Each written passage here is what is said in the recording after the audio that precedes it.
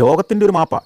ആഫ്രിക്കയും യൂറോപ്പും ഏഷ്യയും ഉൾപ്പെടുന്ന ഒരു മാപ്പിനകത്ത് അതിലെ മാർക്ക് ചെയ്തിരിക്കുന്ന പ്രധാനപ്പെട്ട സ്ഥലങ്ങളിൽ ഒന്ന് ലിസ്ബൺ, തീർച്ചയായിട്ടും പോർച്ചുഗലിൻ്റെ തലസ്ഥാനമായ ലിസ്ബൺ ആണെങ്കിൽ മറ്റൊന്ന് ഏതാണെന്നറിയോ? നമ്മുടെ കോഴിക്കോടാണ്. അതായത് ലോകത്തിൻ്റെ മാപ്പിൽ കോഴിക്കോട് ഒരു പ്രധാന സ്ഥലമായി കാണുന്ന അപൂർവ മാപ്പുകളിലൊന്ന്. ഒരു മലയാളി എന്ന നിലയിൽ അവിടെ നിൽക്കുമ്പോൾ നമ്മുടെ ഇങ്ങനെ ശരീരത്തിലൊരു രോമാഞ്ചം ഉണ്ടാകും, ഒരു തരിപ്പിന്ന് കയറി വരും. ഞാൻ മാർഗരറ്റിനോട് പറഞ്ഞു, തൊട്ട് കാണിച്ചു കോഴിക്കോടിനെ, ഇതേതാ സ്ഥലം നിങ്ങൾക്കറിയോ?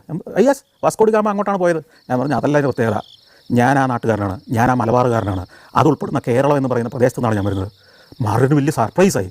ഓഹോ, അപ്പോൾ നിങ്ങൾക്ക് വാസ്കോഡി ഗാമയുടെ കഥയൊക്കെ നേരത്തെ അറിയോ? പിന്നെ ഞങ്ങൾ 1ാം ക്ലാസ് മുതൽ പഠിക്കുന്ന ഒരു പാഠത്തിലെ ഒരു കഥാപാത്രമാണ് വാസ്കോഡി ഗാമ.